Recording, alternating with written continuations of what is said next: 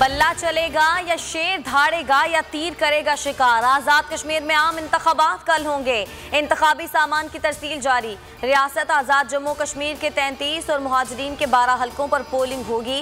45 इंतखाबी हलकों में 724 उम्मीदवार किस्मत आजमाई करेंगे। 40,000 पुलिस एहलकार और पाक फौज के 7,000 जवान तैनात।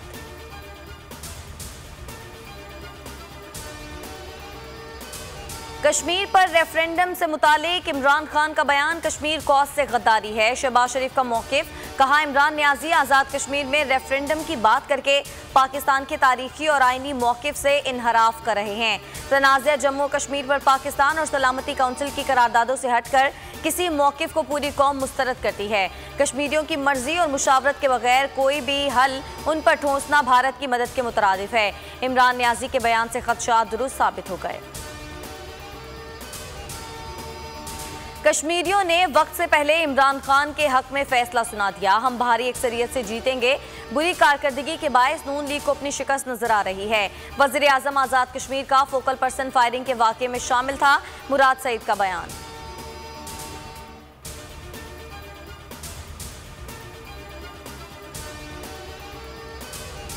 लंदन में नवाज शरीफ से अफगानिस्तान के मुशीर कौमी सलामती हमदुल्ला मुहिब और वजीर मुमलिकत बराए अमन सैयद सादात नादरी की मुलाकात।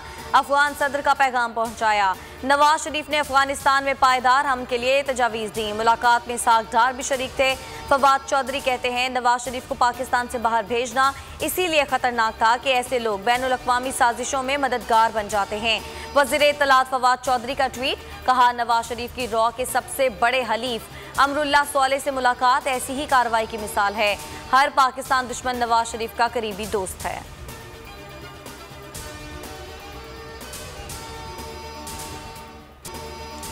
मुल्क में 24 घंटों के दौरान कोरोना से 32 अमवात, 1841 केस रिपोर्ट। मुस्बत केसेस की शरह 4.89% रही।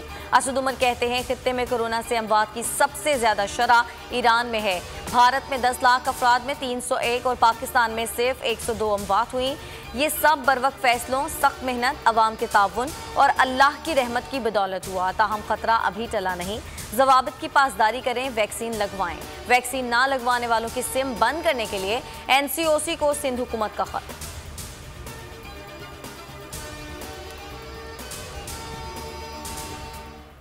कोशिश है SOPs के तहत इम्तिहानात करवाएं। इम्तिहानात अभी नहीं लेते तो तलबा का साल ज़ाया हो सकता है। वज़ीर तालीम सिंध सईद गनी की प्रेस कॉन्फ्रेंस, कहा बोर्ड्स को SOPs पर सख्ती से अमल करने की ताकीद की गई है।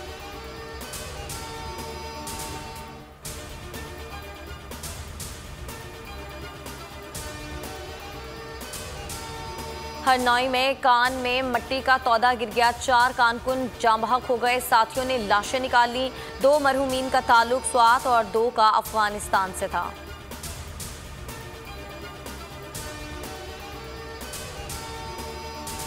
ईद तो गुजर गई मगर कराची की सड़कों पर पड़ी आलाइशें और भूख खत्म ना हुई। लोगों के गैर जिम्मेदाराना रवैये और सफाई के नाकिस इंतजामात से फजा में ताफुन, बीमारियां फैलने का खदशा।